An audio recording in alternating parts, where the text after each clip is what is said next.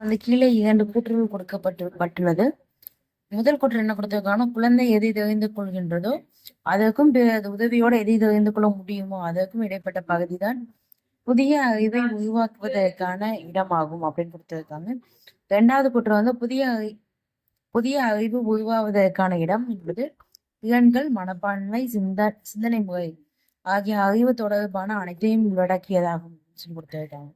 So இது வந்து அப்படியே லெசன் நம்பர் 11 பேஜ் நம்பர் 179 இந்த ஸ்டேட்மெண்ட் அப்படியே இருக்கு. ஸோ ஸ்டேட்மெண்ட் பார்த்தோம்னா இதேதான். அதாவது நீ எதை தெரிந்து வைக்கின்றாயோ அதற்கும் உதவியோடு நீ எதை தெரிந்து கொள்ள முடியுமோ அதற்கும் இடைப்பட்ட பகுதி தான் புதிய அறிவை உருவாக்குவதற்கான இடமாகும்.